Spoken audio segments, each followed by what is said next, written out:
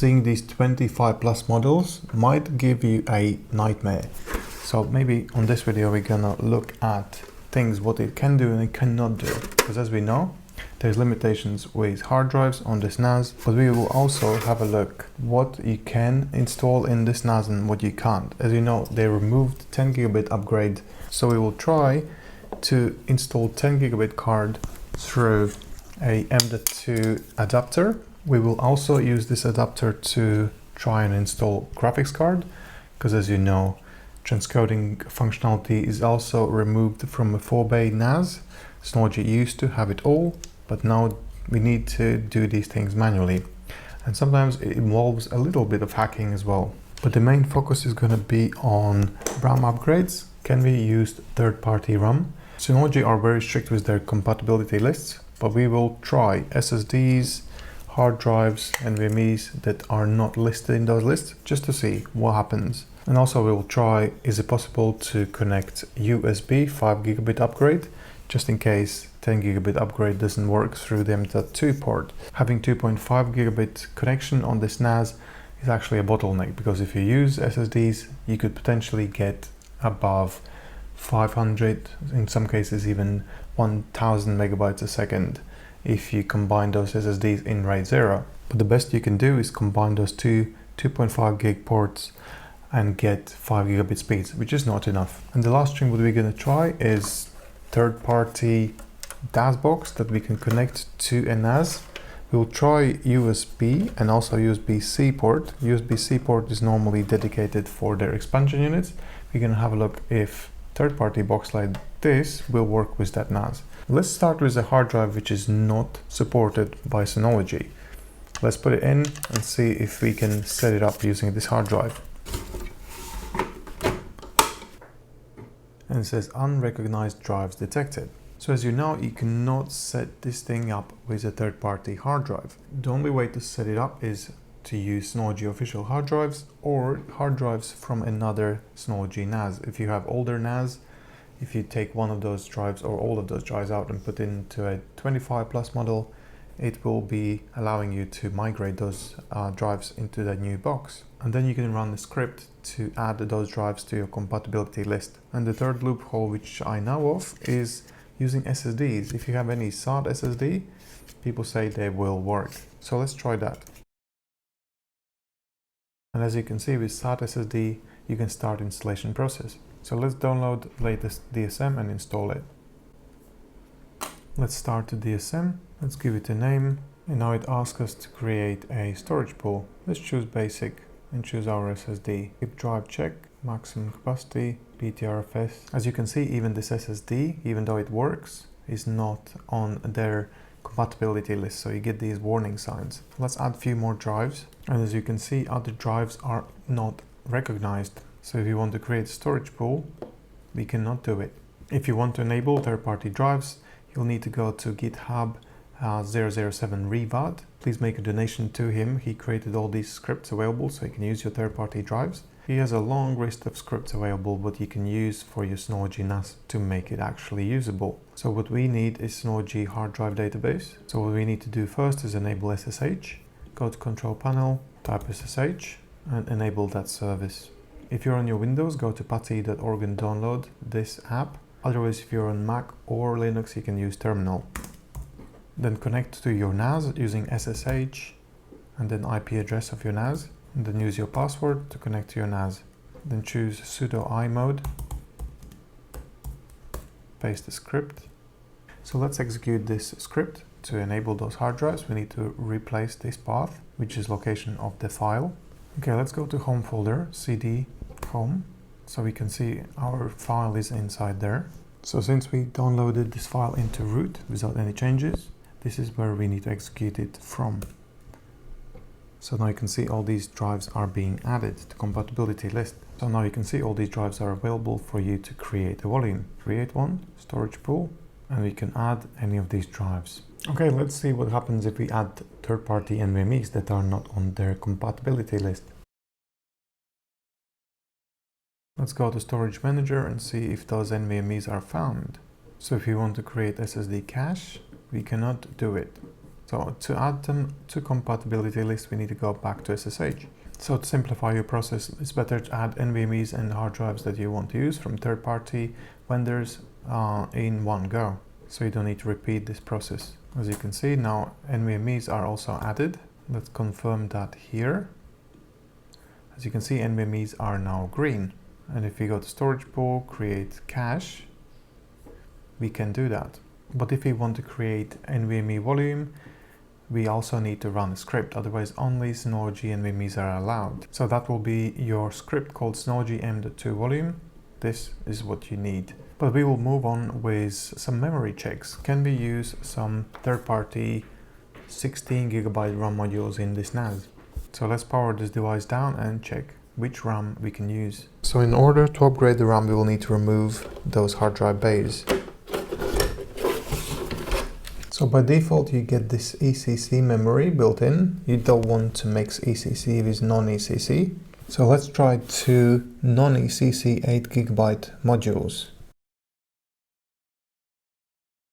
So we had a beep, so it technically should work. And it did. Now we can see 16 GB of memory. This is not ECC, but in some cases it is cheaper to upgrade your memory with non-ECC if you don't run databases, virtual machines, anything serious like this. If it's simple media server, you don't need ECC memory. But let's try and add this 16 GB individual module alongside with one of those 8 GB modules. So this was the module you used before. We're going to keep one of those inside and we'll add one of these sub-rent 16 GB modules. Open resource monitor, go to memory, and now we can see we have 24 GB of memory. So if you were curious if you can use third-party RAM modules on 25 series Synology NASes, you can use them. Either it's ECC or non-ECC. Both of them will work, just do not mix them if they are one ECC and another one is not.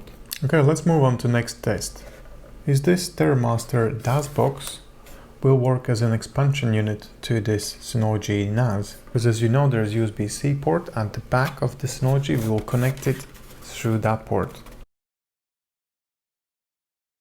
So connecting this external DAS box through expansion port will not work. We can try to connect it to a front USB port, which is made for external storage. But Synology doesn't have a USB-C port for connecting externals, so I'll need to get an adapter to be able to connect a DAS box, as well as this 5 GB USB-C adapter to give it a faster LAN connectivity. While I'm getting that adapter, let's try if we can use this 10 GB Synology official cards through M.2 slot.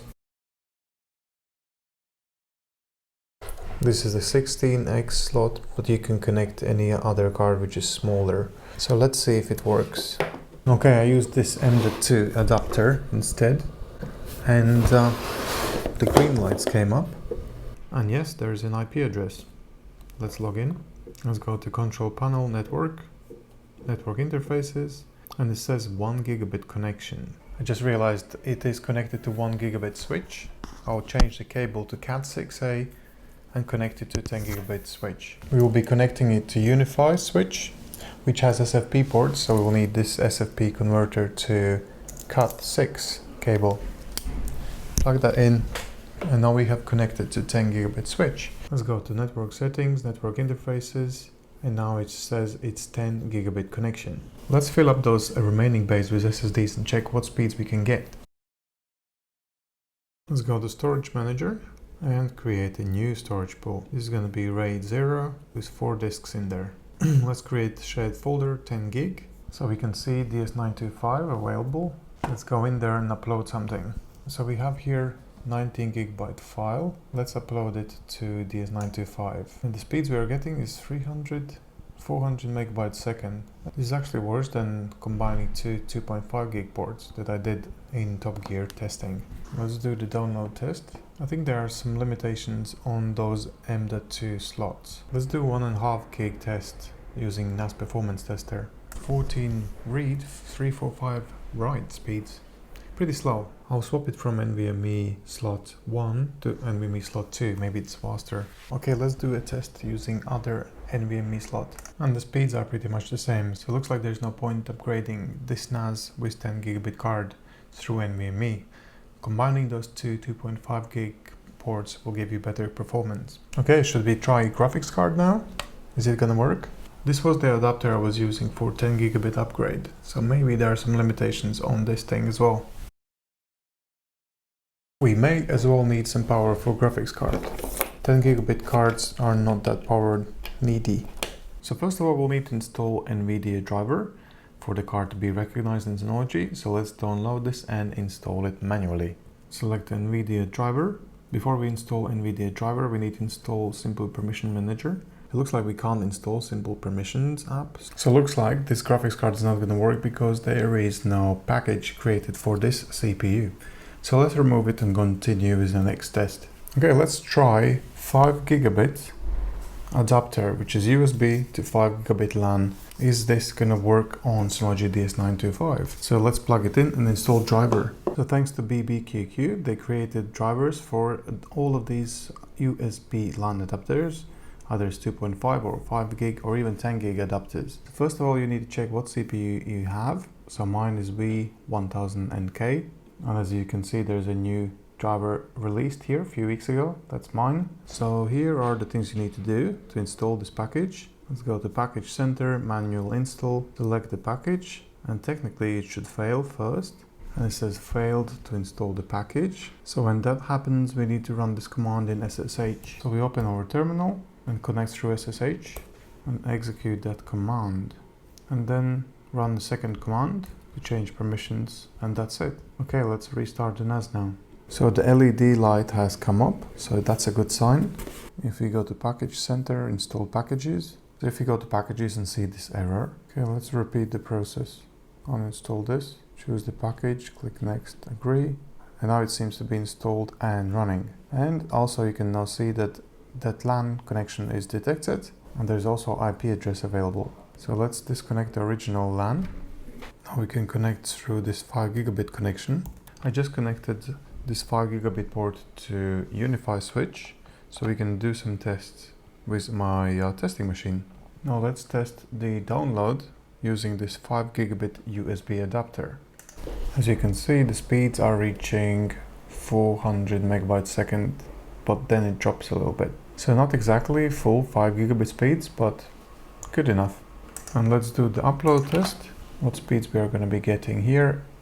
And it's slightly slower for the uploading, 250 megabytes if you're lucky. So yeah, we were getting better speeds through PCIe upgrade. So the best bet with this NAS is to use 2.5 gigabit ports at the back, both combined as SMB multi-channel or link aggregation. Let's do a quick NAS performance test.